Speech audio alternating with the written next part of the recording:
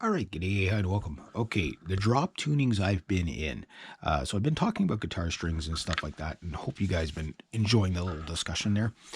Okay, so right now this guitar is in drop C. I've put it in a tuning about a week or two ago called my So Good tuning. So it was almost like a drop B, but not quite. Kind of like an open C, but not quite. So I don't really know exactly what to call that tuning. But right now it's just back in my regular drop C tuning. So I've done drop C. I love the drop C. It's a good default. I've tuned back in the 90s when I was in my band called Syndicate, which was a metal band with a female singer, and she had like a 3-octave range. We could get away with her voice. We were able to easily get away with a half step down, no problem. And then, of course, drop D, that kind of stuff. So drop D, standard tuning, drop D, and half step down was typically what I tuned back in the 90s, which was very, very common for bands in the 90s, 80s and 90s to do that half step down thing, because it was heavier, right? The drop C thing is pretty much a standard amongst modern metal players. It's kind of like the default setting, if you want to say. If you want to go lower than that, you go to drop B, which can really, really shake the walls. But let's say you don't want to really go for the metal tunings and you want to try something really exciting. Gordy Johnson from Big Sugar does a tuning called G5 tuning. And it's like an open G5 tuning. And if you're going to play slide guitar, listen to the song called Digging a Hole. And I've done it on the SG, and it just sounds so good. It's such a lively sounding. It's obviously a more happy sound, but like the stuff you come up with. I haven't tried it on this guitar yet, but yeah. Dadgad tuning, obviously on the acoustics. I love Dadgad tuning. Drop. There's a song called what's it called? Named after the motorbike. Let me think. What is it? What the hell is that? Let me think of it. Black Motorcycle. Vincent, yeah. 52, yeah, 52, Vincent 52. Yeah, Lightning, 52 Lightning, Vincent 52 Lightning or something like that. If you've never seen, one of those Vincent motorcycles. Anyway, great song, that tuning where it's like the E string was down tuned to C. The B string was down tuned even lower. Everything else was normal except for the E was dropped down also to the C. So it was that tuning. I'm not sure exactly what that tuning is. Fantastic tuning. John Mayer tuning for Neon. I tried that tuning, which is again is very similar to the Vincent 52 Vincent song, whatever. So I tried that tuning. I tried D minor tuning. That one was really weird. That one's a really cool one. Kind of hard to get into, but sounds really, really good though. What other tunings have I tried? I've tried quite a few tunings over the years. Now the problem is when like jam nights and stuff like that, you can't get away with these tunings because everybody's in standard tuning, right? And they don't know what you're playing. But what you can do is go and drop C and figure out where everything is, and just think 2 steps up. So if your normal C chord is here, it's now here, right? So your C is here. Your G is here, here.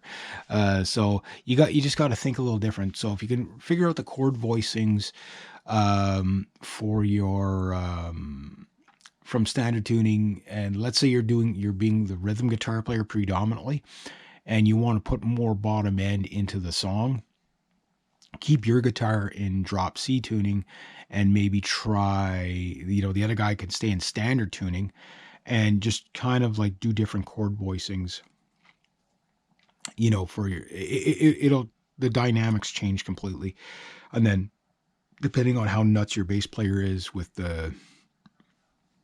whether you got a 4-string or a 5-string or a 6-string, you can make the song so much wider rather than both. To me, it doesn't make sense to have both guitars in the same tuning as much anymore, even though it's simpler.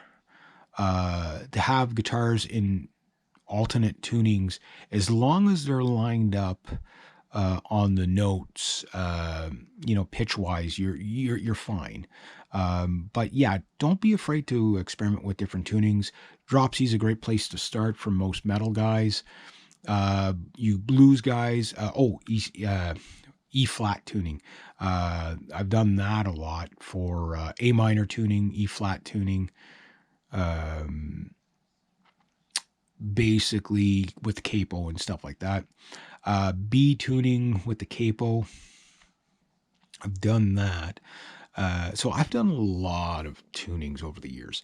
And, whenever you get in, Mark Holcomb was talking about this. Again, I'm not the biggest Periphery fan, but I just happen to really like his guitars. So I got 2 of them.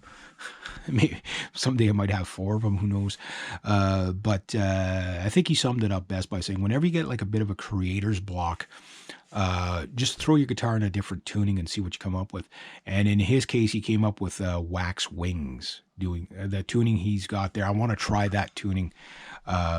He where they play it live, Perfectly play it live, he actually goes through the tuning. So if you don't know what the tuning, he doesn't even know what the tuning is.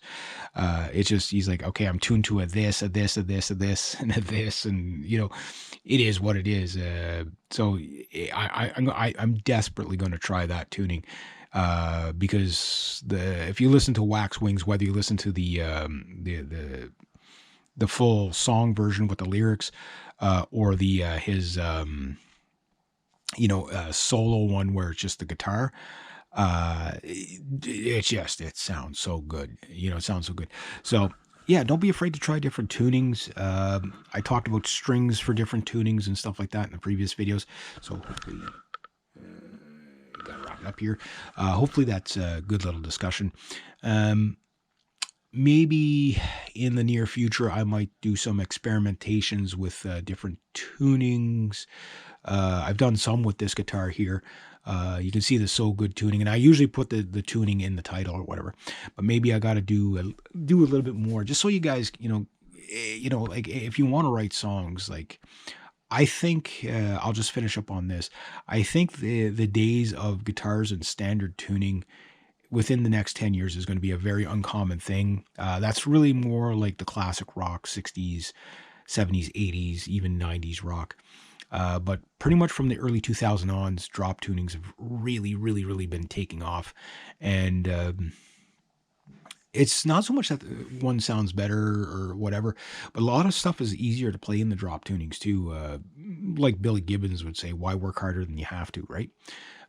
Devin Townsend, he uses all kinds of drop tunings. Like the idea is, Jimmy Page did a lot of drop tunings. That's why people thought, oh man, how the hell is he playing what he's playing? It's because he's in a drop tuning. He made life easier for himself. Pretty much all the folk guitar players like that. Leona Boyd, if you're one of her fans, I'll just finish up on that. She puts on a 2-hour concert. You get about an hour of music and about an hour of tuning the guitar. A different tuning for every song. Nowadays most people just, carry a guitar in each tuning.